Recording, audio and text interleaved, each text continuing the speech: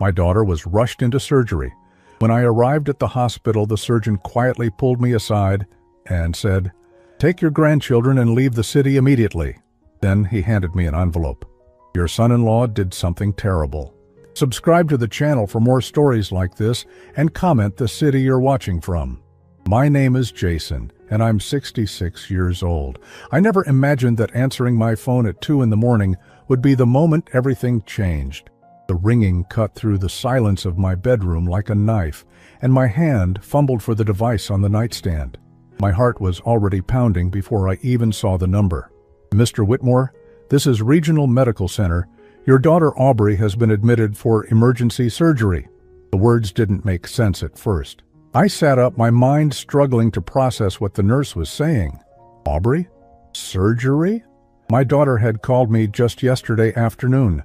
She sounded tired, maybe a little off, but nothing that suggested this. "What happened? Is she okay?" My voice came out hoarse, panicked. "She's in surgery right now. The doctor will explain everything when you arrive. I'm sorry, but I can't give more details over the phone." I was dressed and in my car within 5 minutes. My hands shook as I gripped the steering wheel, the empty highway stretching ahead of me. It was a 90-minute drive to the hospital, and every minute felt like an eternity. My mind kept circling back to Aubrey as a little girl, 7 years old, scraped knee, crying in my arms. I'd always been able to fix things for her back then. A bandage, a hug, a terrible joke to make her laugh. But I couldn't fix this. I didn't even know what this was. The highway was dark and empty. No other cars, just me and the fear growing in my chest. I tried calling Michael, my son-in-law, but it went straight to voicemail. That wasn't unusual. Michael worked long hours and he kept his phone on silent at night. Still, something about it bothered me. Shouldn't he be at the hospital? Shouldn't someone have called him first? I pulled into the hospital parking lot at 3:45 in the morning. The emergency entrance was lit up like a beacon, and I practically ran through the automatic doors. The smell hit me first, that sterile antiseptic smell that hospitals have. It made my stomach turn. "Aubrey Whitmore," I said to the woman at the registration desk, my voice urgent.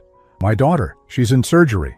The woman typed slowly, and I wanted to reach over and do it myself. Finally, she looked up. "3rd floor, surgical waiting area. Take the elevators to your left."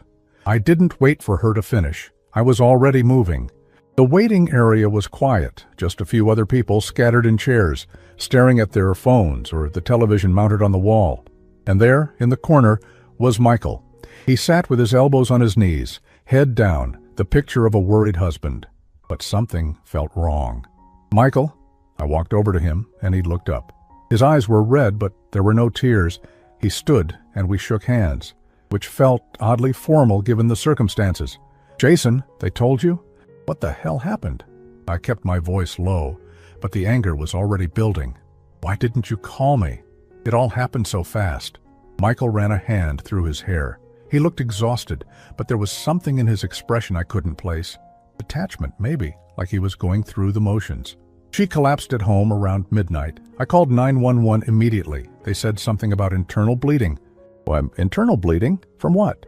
He shrugged, and that gesture made my blood run cold. "They don't know yet. They're running tests." I wanted to grab him by the collar and demand answers, but a doctor emerged from the double doors at that moment. He was older, maybe my age, with gray hair and tired eyes behind wire-rimmed glasses. He scanned the waiting room, and his gaze landed on us. "Family of Aubrey Whitmore?" "That's us," Michael said, stepping forward. I moved beside him, my heart hammering. The doctor glanced at Michael, then at me. "I'm Dr. Patterson. Aubrey's stable for now, but she's still in surgery. We're doing everything we can." "What happened to her?" I asked, my voice cracking. Dr. Patterson hesitated. "We're still determining the cause. There was significant internal bleeding, but we've managed to control it. She'll be in recovery for several hours." Michael nodded, his face carefully neutral. "Can we see her?" "Not yet. I'll update you as soon as she's out of surgery." Dr. Patterson's eyes lingered on Michael for a moment longer than felt normal. Then he looked at me. "Mr. Whitmore, could I speak with you privately for a moment?" I blinked. "Me? Why?" "Just a few questions about Aubrey's medical history." His tone was even, professional, but something in his eyes told me this wasn't routine. Michael shifted beside me. I can answer any questions about Aubrey. I'm her husband. Dr. Patterson didn't look at him. I need to speak with her, Father. It'll only take a moment. There was a tension in the air now, thick and uncomfortable.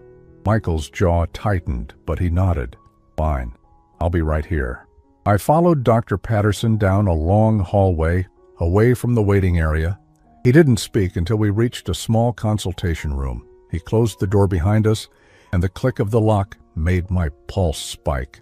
Dr. Patterson, what's going on? He turned to face me, and the expression on his face made my stomach drop. This wasn't a doctor about to deliver bad news. This was a man about to tell me something dangerous. Mr. Whitmore, I need you to listen to me very carefully. His voice was low, urgent. Your daughter is going to survive this surgery, but you need to take your grandchildren and leave the city. Tonight. Right now. I stared at him, my mind refusing to process the words. What? What are you talking about? Dr. Patterson reached into his coat pocket and pulled out a manila envelope. It was thick, stuffed with papers. He held it out to me with both hands, like it was something precious and terrible all at once. Your son-in-law did something terrible, he said quietly. This envelope contains evidence, medical records, prescriptions, communications. I shouldn't be giving this to you and I could lose my license for it, but I can't let this continue. My hands trembled as I took the envelope. It was heavier than it should have been. What are you saying? Open it when you're alone. Read everything. Then get your grandchildren and disappear. Dr. Patterson's eyes bore into mine. Michael can't know that you have this. Do you understand me? If he finds out, I don't know what he'll do. My throat was dry. Is Aubrey in danger? She was. That's why she's here. He glanced at the door, then back at me. I have to get back to surgery. Please, Mr. Whitmore, protect those kids. He left before I could ask anything else. I stood there in that small room, the envelope clutched in my hands, my entire world tilting on its axis. I walked back to the waiting area in a daze. Michael was exactly where I'd left him, staring at his phone. He looked up when I approached, his eyes flickering to the envelope. What's that? Just some paperwork, I said, my voice steadier than I felt. Insurance stuff? He nodded slowly, but his gaze lingered on the envelope. I sat down 3 chairs away from him, the envelope resting on my lap. I couldn't open it here, not in front of him, but I needed to know what was inside. The minutes dragged by. Michael checked his phone constantly. I watched him from the corner of my eye, trying to see what Dr. Patterson had seen. What had I missed? Finally, I couldn't take it anymore. I need to use the restroom. Michael barely acknowledged me. I walked down the hallway, found the men's room, and locked myself in a stall. My hands shook as I opened the envelope. The first page was a medical record, Aubrey's name at the top. I scanned the document, my eyes catching on words that didn't make sense. Altered dosages, prescription forgeries, drug interactions. I flipped to the next page. More prescriptions, all in Michael's name, but filled at different pharmacies across 3 counties. Medications that shouldn't be taken together.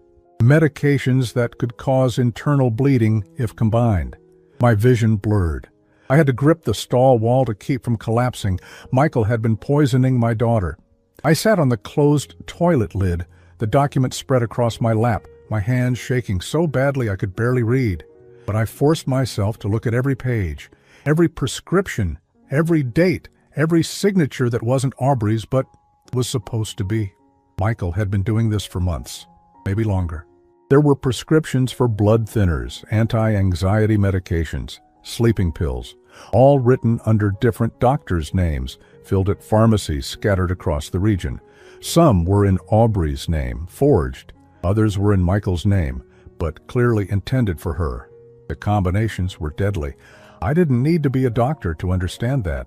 One document was a printout of an email exchange between Dr. Patterson and a pharmacist. The pharmacist had flagged a prescription as suspicious because it was the 3rd time that month someone had tried to fill a high-dose blood thinner for Aubrey Whitmore. Dr. Patterson had started investigating quietly. He'd pulled her medical records from the hospital system and found a pattern. Aubrey had been to the emergency room 4 times in the past 8 months. Unexplained dizziness, severe nausea, a fall down the stairs that she couldn't remember clearly. Each time Michael had been the one to bring her in. Each time he'd stayed close, answering questions for her when she was too disoriented to speak. I'd thought he was being a good husband, protective, caring. He'd been covering his tracks. There was a handwritten note from Dr. Patterson at the bottom of the stack. His handwriting was rushed, barely legible. "Mr. Whitmore, I discovered this by accident while reviewing your daughter's surgical prep. Her blood work showed dangerous levels of anticoagulants that she wasn't prescribed by any doctor in our system. When I cross-referenced with regional pharmacies, I found the pattern. Michael has a $2 million life insurance policy on Aubrey. It was taken out 6 months ago. I've contacted an attorney friend, but I need you to protect those children. He will come for them if he thinks you know. Be careful. $2 million. I folded the papers back into the envelope, my hands numb. My mind was screaming, but my body felt frozen. Michael had been slowly killing my daughter for money. For $2 million. How long had he been planning this? How long had Aubrey been suffering, thinking she was just sick, just clumsy, just unlucky? I thought back to the last few years.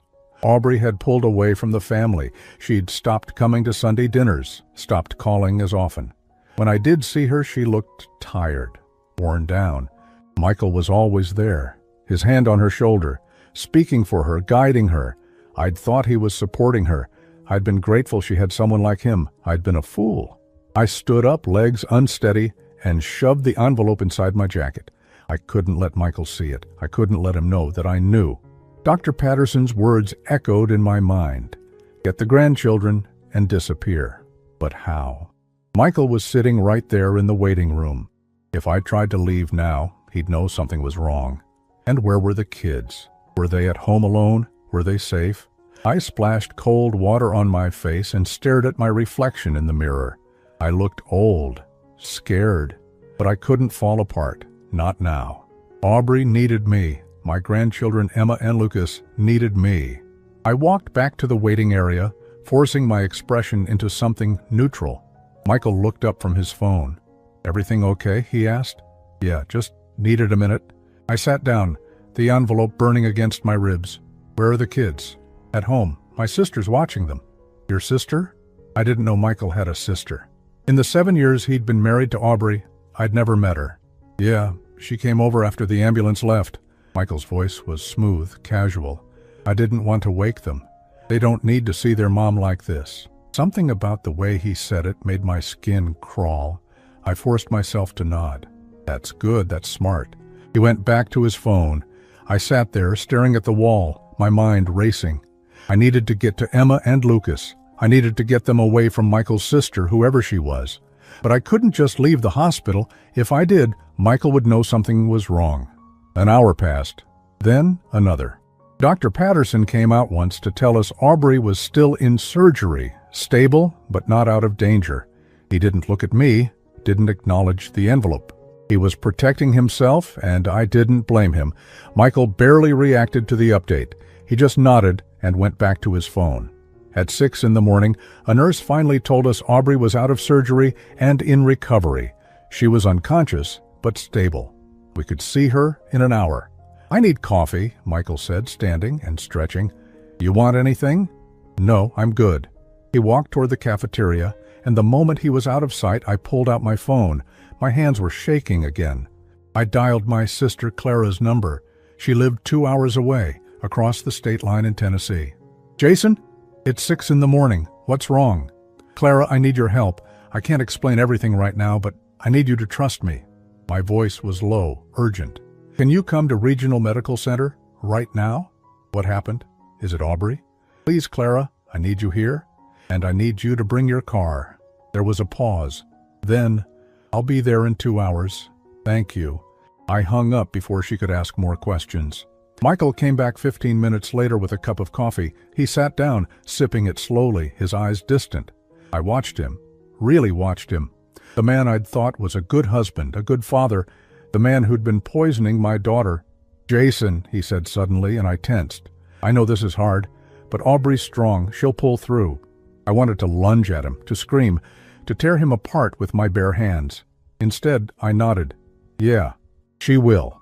At 7:30, a nurse told us we could see Aubrey. She was in a private room, hooked up to machines, her face pale and drawn. She looked so small in that hospital bed, so fragile. Michael stood beside her, holding her hand. I stood on the other side, staring at my daughter, my heart breaking. She was alive, but for how long? If I didn't get her away from him, would he try again? I'll stay with her, Michael said. You should go home, Jason. Get some rest. I'm not leaving. He looked at me, and for just a second, something cold flickered in his eyes. Then it was gone, replaced by that careful mask of concern. Suit yourself. We sat in silence. The machines beeped steadily. Aubrey's chest rose and fell. I counted each breath, willing her to wake up. At 9 o'clock, my phone buzzed. A text from Clara. I'm here. Parking lot B. I stood up. I need to step out for a bit, make some calls. Michael didn't look away from Aubrey. Take your time. I walked out of the room, down the hallway, and out to the parking lot. Clara was leaning against her car, arms crossed, worry etched on her face. What the hell is going on, Jason? I pulled the envelope from my jacket and handed it to her. Read this, all of it. She opened it, her eyes scanning the pages. Her face went white. Oh my God. I need you to help me get Emma and Lucas. They're at Michael's house with his sister. I don't know if she's part of this, but I can't risk it. Clara looked up at me, her eyes wide. You think he'd hurt those kids? I don't know what he's capable of anymore, but I'm not taking chances. She nodded, her jaw set. What do you need me to do? I'll call Michael, tell him I'm going to check on the kids. You follow me there. When I come out with them, we leave. We don't stop. We get them somewhere safe. And then what? Then I call the police. Clara grabbed my arm. Jason, if you're wrong about this, I'm not wrong. I pulled the envelope back from her, my voice breaking. He's been killing her, Clara, slowly. And if I don't stop him, he'll finish the job. She stared at me for a long moment. Then she nodded. Okay, let's go get those kids. I walked back into the hospital with my heart pounding so hard I thought everyone could hear it. Clara was waiting in her car, parked 3 rows behind mine. The plan was simple, too simple, but it was all I had. Michael was still sitting beside Aubrey's bed when I entered the room. He looked up, his expression unreadable. I'm going to head to your place and check on the kids, I said, keeping my voice steady. Make sure they're doing okay. Michael's eyes narrowed slightly. They're fine. My sister texted me an hour ago. I know, but I want to see them. They should hear from family that their mom's going to be okay. For a moment, he didn't respond. He just stared at me, and I felt like he could see right through me. See the envelope hidden in my jacket. See the plan forming in my mind. But then he nodded slowly. Yeah, okay, that's probably a good idea. He stood up and pulled his keys from his pocket. Here, in case Diane's not answering the door right away. She sleeps heavy. I took the keys, my hand steady, even though everything inside me was screaming. Thanks. I'll be back in a couple hours. Tell the kids I love them. The words made my stomach turn. I nodded and walked out, forcing myself not to run. I made it to my car, started the engine, and pulled out of the parking lot. Clara followed at a distance, just like we planned. The drive to Michael's house took 25 minutes. It was a nice neighborhood, the kind with manicured lawns and 2-car garages. The kind of place where people waved at each other and no one expected anything dark to be happening behind closed doors. Michael's house was a 2-story colonial with white siding and black shutters. Aubrey had been so proud when they bought it 5 years ago. She'd sent me pictures of every room, excited about finally having space for the kids to grow up. Now all I could think about was getting them out of there. I parked in the driveway. Clara parked on the street, engine running. I walked up to the front door and used Michael's key. The lock clicked open and I stepped inside. The house was quiet. Too quiet. I stood in the entryway, listening. No television, no voices, nothing. Hello? I called out. Diane? No answer. I moved through the living room, my pulse racing. The kitchen was empty, dishes in the sink, a half-empty coffee pot on the counter. I checked the downstairs bathroom. Nothing. Then I heard it. A faint sound from upstairs, a child's voice. I took the stairs 2 at a time. The sound was coming from Emma's room at the end of the hall. I pushed the door open, and my heart stopped. Emma and Lucas were sitting on the floor playing with building blocks. They looked up when I came in, their faces lighting up. "Grandpa!" Emma jumped up and ran to me. She was 8 years old, all skinny arms and wild curls like her mother. Lucas, 6 years old, followed behind her, quieter but smiling. I crouched down and hugged them both, relief flooding through me. They were okay. They were safe. "Where is your Aunt Diane?" I asked, trying to keep my voice calm. Emma shrugged. "She left." "She left? When?" "A while ago," Lucas said. "She got a phone call, and then she said she had to go do something. She told us to stay in the room and not open the door for anyone." My blood ran cold. "Did she say when she'd be back?" "No." I stood up, my mind racing. Michael's sister had left 2 small children alone in the house. Why? Unless she wasn't really his sister. Unless this was part of the plan. "Listen to me," I said, crouching down again so I was eye level with them. "We need to leave right now. Your mom's in the hospital and she's going to be okay, but I need to take you somewhere safe." Emma's eyes widened. "Mommy's in the hospital. What happened?" "She got sick, but the doctors are helping her. I'll explain everything later. Right now, I need you both to grab your favorite toys and anything you really need. Can you do that for me?" They both nodded, their faces serious. They moved quickly, stuffing things into their backpacks. I walked to Aubrey's bedroom while they packed. I needed to grab some of her things, clothes, documents, anything she might need. I opened her dresser drawer and started pulling out clothes. Then I saw it. A small notebook tucked under a stack of sweaters. I picked it up and flipped it open. It was a journal. Aubrey's handwriting filled the pages. I scanned the entries, my throat tightening. "I feel sick all the time now. Michael says it's stress. Maybe he's right. I fell again today. I don't remember tripping over anything. Michael was worried. He wants me to see a specialist. The medicine Michael picked up for me makes me feel worse, but he says I need to take it. He says the doctor knows best."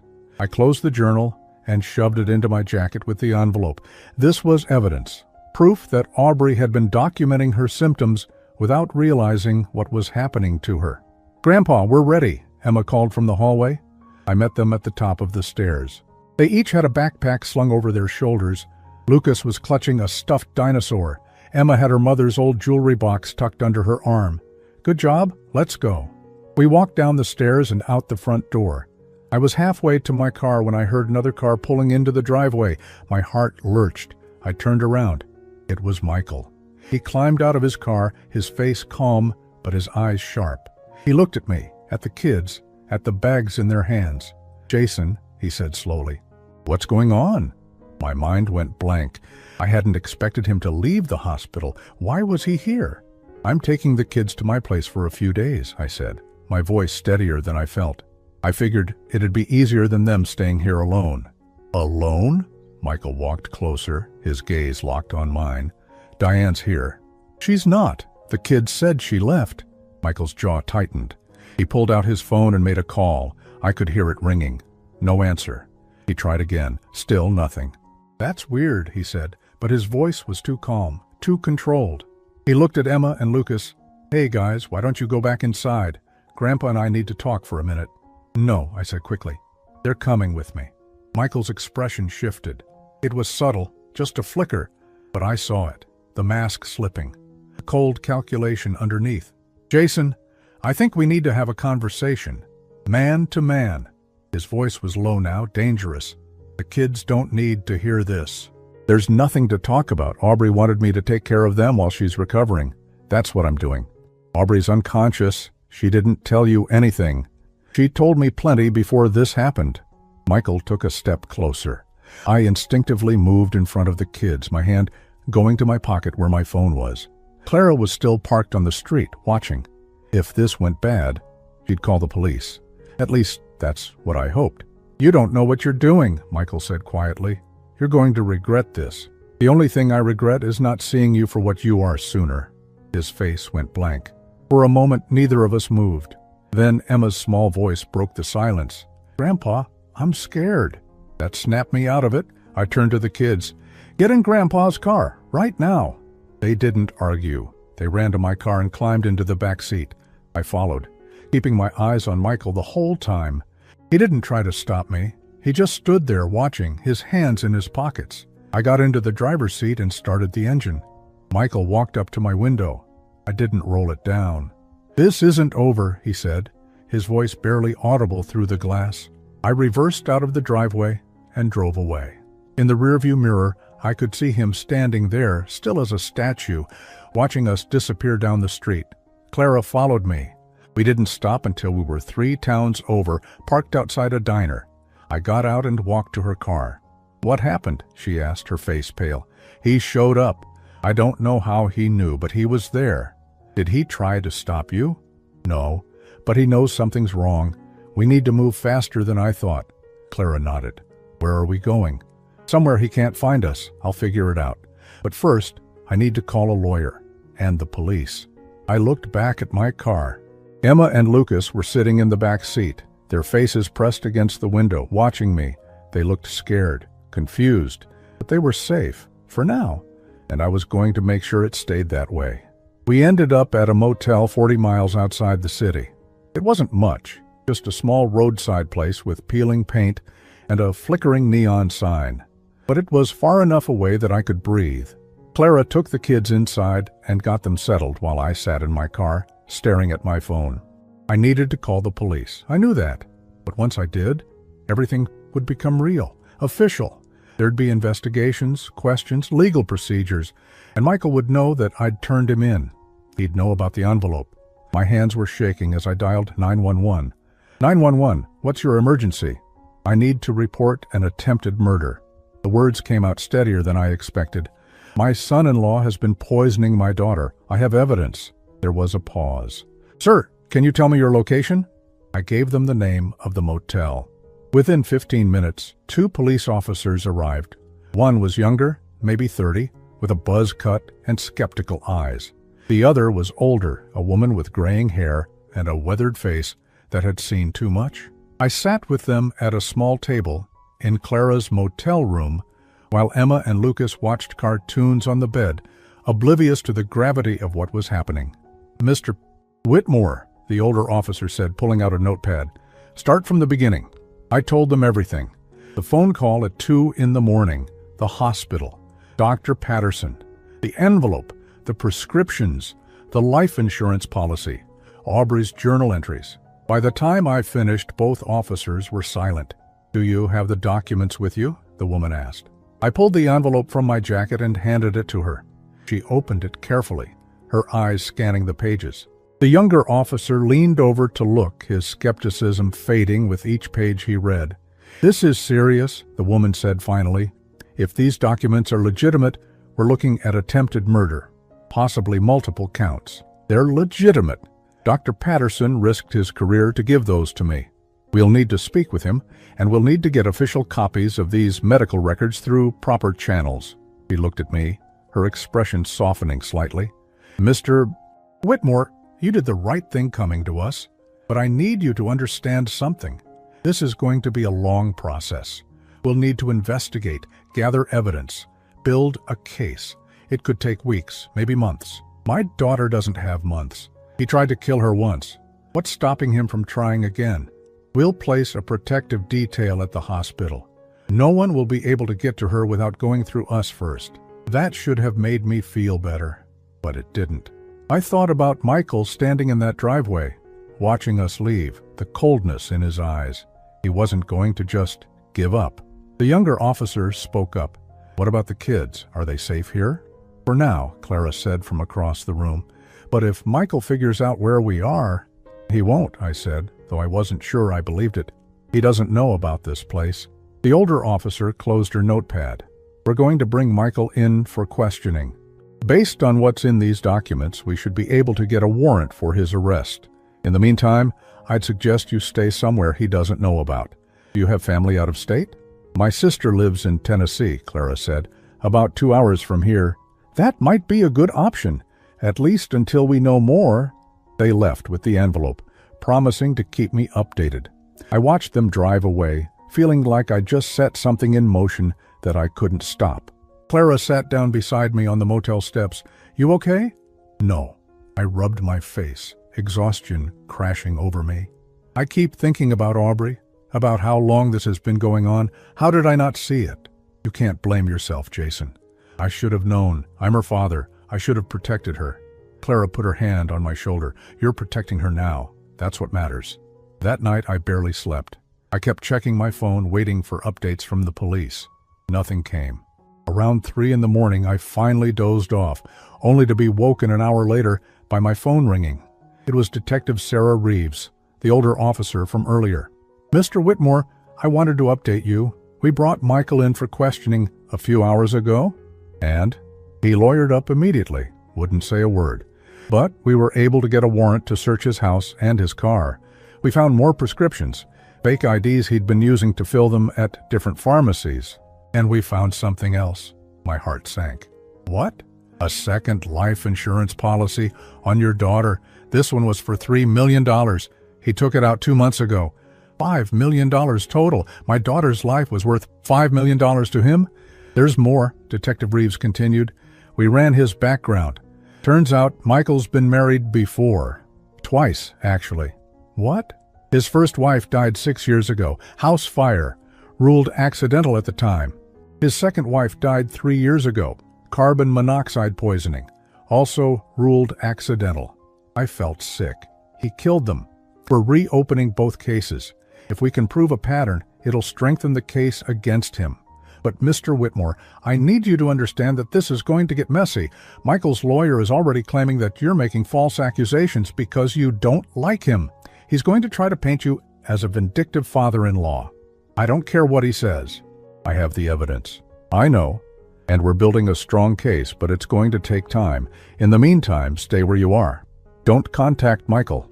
Don't go back to the hospital. We'll handle this. She hung up. I sat there in the dark, staring at the wall. 2 other women, 2 other wives. How many people had Michael destroyed? In the morning, I called the hospital. They transferred me to Aubrey's room. A nurse answered. Is my daughter awake? I asked. She's in and out. Still very weak, but she's stable. Can I talk to her? Hold on. There was a rustling sound, then a faint voice, barely above a whisper. Dad? Hearing her voice broke something in me. Aubrey, sweetheart, how are you feeling? Tired, everything hurts. She paused. Where are Emma and Lucas? Michael said you took them. They're safe. They're with me and Aunt Clara. Why? Her voice was confused, slow. The medications were still affecting her. Well, what's going on? I didn't know how to tell her. How do you tell your daughter that her husband tried to kill her? Aubrey, I need you to listen to me. You're not safe around Michael. What? Dad, what are you talking about? He's been hurting you, making you sick. The doctors found evidence. There was silence on the other end. Then, no, that's not true. Michael loves me. Honey, I know this is hard to hear, but you never liked him. You always thought he wasn't good enough for me. Her voice was getting stronger now, defensive. You're trying to turn me against him. Aubrey, please, I have proof, medical records, prescriptions. He's been poisoning you. Stop it! She was crying now. Just stop. I don't want to hear this. Aubrey. The line went dead. She'd hung up on me. I sat there, the phone still pressed to my ear, my chest tight. She didn't believe me. After everything, she still thought I was the one lying. Clara found me like that 10 minutes later, staring at nothing. Jason? What happened? I told her about Michael, about what he did. My voice was flat, empty. She doesn't believe me? She thinks I'm trying to break them up? Clara sighed and sat down beside me. She's in shock. She's been manipulated for years. It's going to take time for her to see the truth. What if she never does? What if she goes back to him? She won't. Once the evidence comes out, once she sees everything, she'll understand. I wanted to believe that. But I'd seen the denial in Aubrey's voice, the desperation to hold on to the life she thought she had. Michael had been poisoning more than just her body. He'd been poisoning her mind too. 2 days later, Detective Reeves called again. We've arrested Michael. Formal charges, attempted murder, fraud, and forgery. His bail's been set at $500,000. Will he make bail? I don't know, but even if he does, there's a restraining order in place. He can't go near Aubrey or the kids. That should have made me feel better, but I knew restraining orders were just pieces of paper. If Michael wanted to get to us, he'd find a way. That night, I lay awake in the motel room, listening to Emma and Lucas breathing softly in the bed next to mine. Clara was asleep on the other bed. Everything was quiet, but I couldn't shake the feeling that this was far from over. 3 weeks passed in a blur. We stayed with Clara in Tennessee, the kids adjusting as best they could to their new temporary life. Emma started asking questions I didn't know how to answer. Why couldn't they go home? When would they see their mom? Where was their dad? I told them half-truths. Your mom needs time to get better. Your dad has some things he needs to take care of.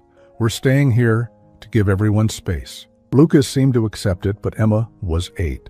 She was smart enough to know something was very wrong. Aubrey was released from the hospital after 2 weeks. She went to stay at a recovery facility, a place where she could get physical therapy and counseling. I wanted her to come to Tennessee with us, but she refused. She still wasn't speaking to me. Every time I called, she either didn't answer or the conversation lasted less than a minute. Detective Reeves kept me updated. Michael's lawyer was fighting hard, claiming the evidence was circumstantial, that Dr. Patterson had violated privacy laws by taking Aubrey's medical records. They were trying to get everything thrown out. It won't work, Reeves assured me. We have too much, the prescriptions, the forged signatures, the insurance policies, and we found something else. What? Text messages between Michael and an old friend. They were discussing how much longer it would take, how he needed to be patient, how the payout would be worth it. My stomach turned. He'd been talking about my daughter like she was a business transaction. There's more, Reeves continued. We contacted the families of his previous wives. His first wife's sister never believed the house fire was an accident. She's willing to testify. The second wife's mother kept a journal of suspicious incidents before her daughter died. Falls, illnesses, strange accidents. It's the same pattern. So you can prove he did this before? We're working on it. The prosecutor thinks we have enough for a trial. It's going to take time, but we're building a solid case. Time. Everything took time. Meanwhile, my daughter was alone in a facility, refusing to believe the truth. My grandchildren were living out of suitcases, confused and scared, and Michael was out on bail, probably plotting his next move. I drove to the recovery facility one afternoon without calling ahead. I needed to see Aubrey face to face. The staff tried to stop me at first, saying she'd requested no visitors, but I insisted. I'm her father, please. 5 minutes. The nurse looked uncertain, then sighed. Room 112, but if she asks you to leave, you have to go. I found her room at the end of a long hallway. The door was half open. I knocked softly. Go away. Aubrey's voice came from inside. It's me, honey. Silence. Then I said go away. I pushed the door open anyway. Aubrey was sitting in a chair by the window, wearing a loose sweatshirt and sweatpants. She looked thinner than I remembered, her face pale and drawn. She didn't turn to look at me. Aubrey, we need to talk. There's nothing to talk about. You took my children. You had my husband arrested. You've destroyed my family. Michael destroyed your family. I'm trying to save what's left of it. She finally turned to face me, and the anger in her eyes was like a physical blow. You have no right to tell me what's best for me. You've never liked Michael. You never gave him a chance. That's not true. Yes, it is. From the moment I met him, you looked at him like he wasn't good enough, like I'd made a mistake. I wanted to argue, but she was right. I had been skeptical of Michael from the start. He'd been too smooth, too perfect. But I'd convinced myself I was just being an overprotective father. Even if that's true, I said quietly, it doesn't change what he did to you. He didn't do anything. Her voice broke, and I could see tears welling in her eyes. I was sick. I am sick. The doctor said it was stress, that I needed to take better care of myself. The doctors didn't say that, Aubrey. Michael said that. He's been controlling your narrative for years. She shook her head, wrapping her arms around herself. You're wrong. You have to be wrong. Because if you're not, that means everything I believed about my life was a lie. I pulled a chair over and sat down across from her. I know this is hard.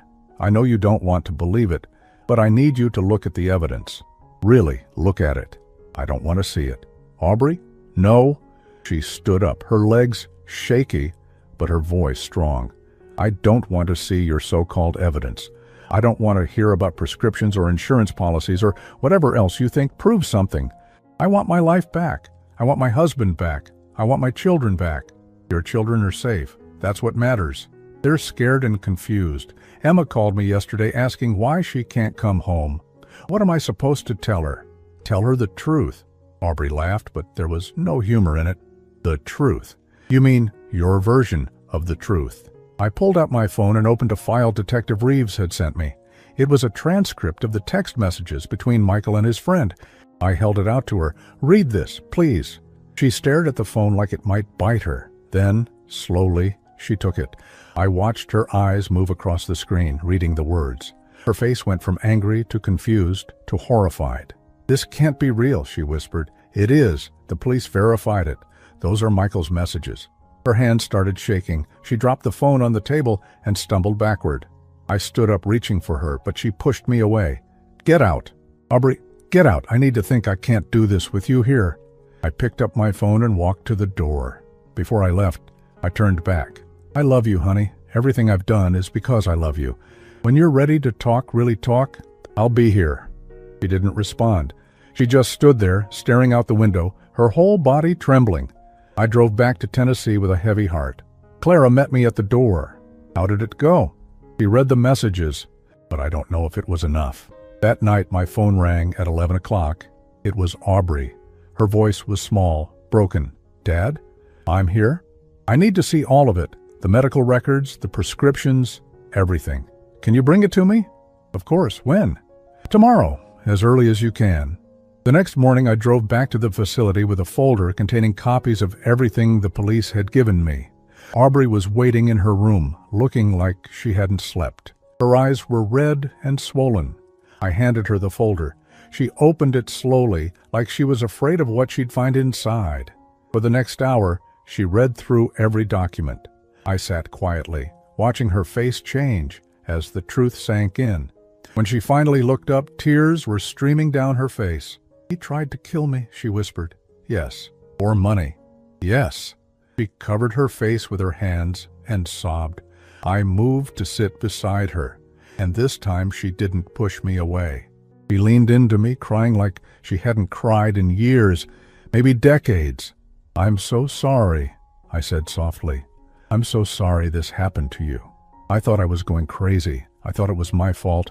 Every time I felt sick, every time I fell, he'd look at me with this concerned expression and tell me I needed to be more careful. And I believed him. She pulled back, wiping her eyes. How could I have been so stupid? You weren't stupid. He's a manipulator. He's done this before to other women. You couldn't have known. The kids, she said suddenly, her eyes widening. Emma and Lucas, did he ever? No. The police found no evidence that he hurt them. I think they were only valuable to him as leverage to control you. She closed her eyes, relief washing over her face. Then anger replaced it.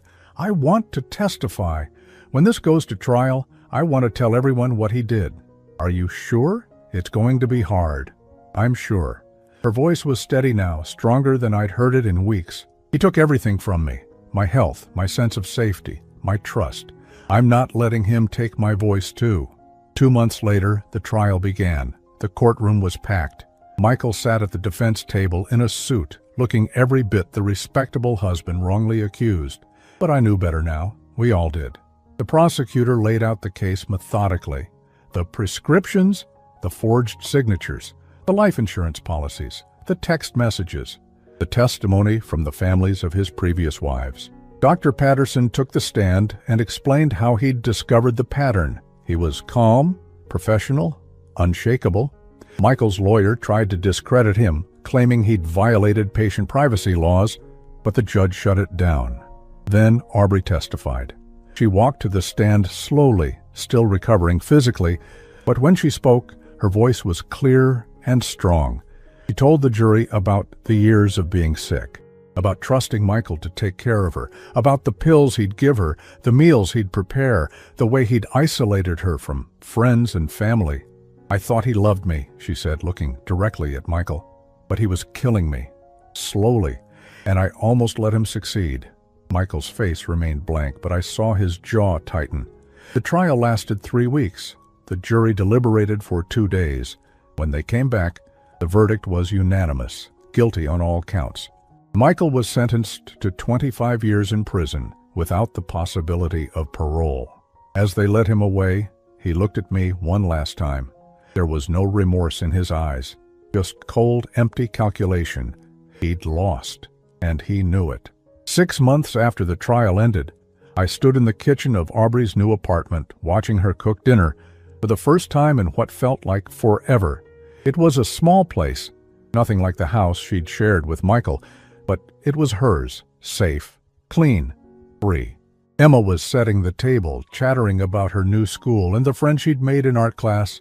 Lucas was on the floor with his dinosaurs, making sound effects that echoed off the walls. Normal sounds, happy sounds. Aubrey turned from the stove and caught me watching. She smiled, and it reached her eyes. Real, genuine. "You okay, Dad?" "Yeah," I said, my throat tight. "Just thinking about how far we've come." She wiped her hands on a towel and came over to hug me. "We wouldn't have come anywhere if it weren't for you. You saved my life. You saved your own life. I just gave you the chance to fight back." She pulled away, her eyes serious. "No, you did more than that. You believed me when I couldn't believe myself. You protected my children when I was too weak to do it. You never gave up, even when I pushed you away." I thought back to that morning in the hospital, to Dr. Patterson handing me that envelope, how scared I'd been, how close we'd come to losing everything. I almost didn't do it, I admitted. When Dr. Patterson first gave me those documents, I sat in that bathroom stall thinking about how easy it would be to just ignore it, to convince myself I was overreacting, to let things go back to normal. But you didn't. No, because somewhere deep down, I knew. I'd been ignoring the signs for too long, the way you pulled away from the family, how tired you always looked. The accidents that didn't quite make sense. I'd told myself Michael was taking care of you. But the truth is, I'd just been too scared to look closer. Aubrey squeezed my hand. We both missed things, but we're not missing them anymore. The timer on the oven beeped, and she went back to pull out a casserole. The smell filled the apartment, warm and comforting. Emma finished with the table and came over to grab plates. "Is this like Thanksgiving?" she asked, looking between us. "Kind of," Aubrey said. "We're celebrating being together." "Can we do this every week?" Aubrey glanced at me, and I saw the hope in her eyes mixed with uncertainty. She was still rebuilding, still learning to trust herself again, but she was trying. "Yeah, sweetheart," I said to Emma. "We can do this every week." We sat down to eat, and for the first time in years, I felt something I'd almost forgotten. Peace, not the absence of problems, because there were still plenty of those. Aubrey was in therapy twice a week, working through the trauma. The kids had nightmares sometimes. Money was tight since Aubrey was only working part-time while she recovered, but we were together, we were safe, and that was everything. After dinner, while Aubrey got the kids ready for bed, I stepped out onto the small balcony. The city stretched out below, lights twinkling, in the darkness. My phone buzzed, a text from Clara. "How's dinner going?" "Good, really good." Tell Aubrey I'm proud of her. And tell yourself the same thing. You're a good father, Jason. I stared at those words for a long time. For months, I'd been carrying guilt. Guilt for not seeing what Michael was doing sooner. Guilt for the years Aubrey suffered. Guilt for not being the father I thought I should have been. But maybe Clara was right. Maybe being a good father wasn't about being perfect. It was about showing up, about fighting when it mattered, about not giving up even when everything seemed impossible. Aubrey came out onto the balcony, 2 cups of coffee in her hands. She handed me one and leaned against the railing beside me. "They're out like lights," she said. "Emma wants you to read to her tomorrow night." "I'd love that." We stood in comfortable silence for a while. Then Aubrey spoke, her voice quiet. "I got a letter from Michael." My whole body tensed. "When?" "Last week. His lawyer forwarded it. I haven't opened it." "Are you going to?" She shook her head. "No. I thought about it for a while, wondering if maybe he'd apologize, if maybe there'd be some explanation that would make it all make sense. But then I realized I don't need that. I don't need his apology or his explanation. I don't need anything from him." "What are you going to do with it?" "Burn it." She looked at me, her expression determined. "Tomorrow. I want the kids to see. I want them to understand that some things in life deserve to be destroyed, that moving forward sometimes means letting go completely." The next evening, we gathered in Aubrey's small backyard. She'd bought a metal fire pit from the hardware store, and Lucas helped her set it up while Emma arranged stones around it like it was some kind of ceremony. Aubrey held the letter, still sealed, in her hands. She looked at me, then at the kids. "You know how sometimes we keep things that hurt us because we think we're supposed to," she said to them. "We think that letting go means giving up or being mean. But sometimes the strongest thing we can do is say goodbye to things that were never good for us in the first place." Emma nodded seriously. Lucas watched with wide eyes. Aubrey struck a match and held it to the corner of the envelope. The paper caught fire, flames licking up the sides. She dropped it into the fire pit, and we all watched as it burned. The letter from the man who'd tried to kill her. The last connection to a life that had almost destroyed her. Gone. As the flames died down, Emma reached for her mother's hand. "Are we safe now, Mommy?" Aubrey knelt down and pulled both kids into her arms. "Yes, baby, we're safe." That night, after I'd driven home to my own apartment 30 minutes away, I sat at my kitchen table with a cup of tea and thought about everything that had happened. The fear, the anger, the uncertainty, but also the strength I'd seen in my daughter, the resilience in my grandchildren, the way we'd all found a way to survive something that should have broken us. My phone rang. It was Detective Reeves. "Mr. Whitmore, I wanted to give you an update. We've reopened both cold cases on Michael's previous wives. Based on the evidence from your daughter's case, we're confident we can build strong cases there too. Will there be more trials? Possibly. The families deserve justice, and Michael needs to answer for everything he's done." After she hung up, I thought about those other women, the ones who didn't survive, the families who'd spent years wondering what really happened. They'd finally have answers. It wouldn't bring their loved ones back, but maybe it would give them some peace. 3 months later, Aubrey called me in the middle of the day. "Dad, I got a job offer." "That's great. Doing what?" "Working with a nonprofit that helps domestic violence survivors. They want me to speak at events, help with outreach, train counselors on recognizing signs of poisoning and medical abuse." I heard the excitement in her voice, but also the nervousness. "How do you feel about it?" "Terrified, but also like it's what I'm supposed to do, like maybe everything I went through happened for a reason, so I could help other people." "I'm proud of you, honey." "I start next month. And Dad, they want to pay me $45,000 a year. It's not a lot, but it's enough. I won't need to rely on anyone else. I can take care of my kids on my own." That number meant more than just money. It meant independence, security, a future built on her own terms. A year after Michael's sentencing, we all gathered at my place for Thanksgiving. Aubrey looked healthy, her cheeks full of color, her eyes bright. She'd gained back the weight she'd lost, and then some. Emma and Lucas ran around the yard playing with Clara's grandkids who'd driven down for the holiday. As I carved the turkey, I looked around the table at everyone gathered.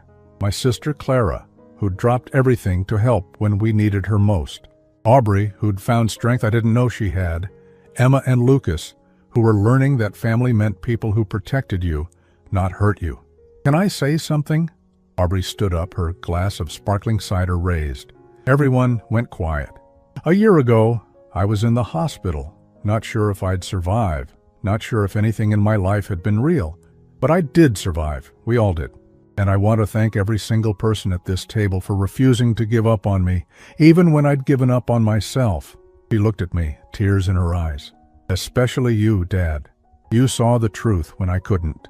You fought for me when I didn't have the strength to fight. You saved my life, and I will spend the rest of my life making sure you know how grateful I am." I couldn't speak. I just nodded, my own eyes burning with tears. "So here's to second chances," Aubrey continued, her voice stronger now, "to finding light in the darkest places, to building something beautiful from the ashes, and to family, the real kind, that shows up when it matters." We all raised our glasses. As I looked around that table, I realized something. We'd been through hell. We'd lost things we'd never get back, time and innocence and peace of mind. But we'd gained something too. We'd gained truth. We'd gained strength. We'd gained each other, really truly gained each other, in a way we never had before. That night, after everyone had gone home, I sat on my porch with a blanket wrapped around my shoulders. The November air was cold, but I didn't want to go inside yet. I thought about that envelope Dr. Patterson had handed me in the hospital, how heavy it had felt in my hands, how much it had changed everything. If he hadn't given it to me, Aubrey would probably be dead by now. Michael would have tried again. Succeeded eventually, and I would have spent the rest of my life wondering if I could have done something to save her. But I had saved her. We'd saved each other. My phone buzzed with a text from Aubrey, just a photo. Her and the kids on her couch, all three of them smiling, Emma making a silly face, Lucas holding up his dinosaur. Below it, 3 words. "Thank you, Dad." I looked at that photo for a long time. Then I typed back, "I love you, always." The past would always be there. The scars wouldn't disappear, but we were building something new, something real, something worth fighting for. And for the first time in a very long time, I wasn't afraid of what tomorrow might bring. We were finally, truly free.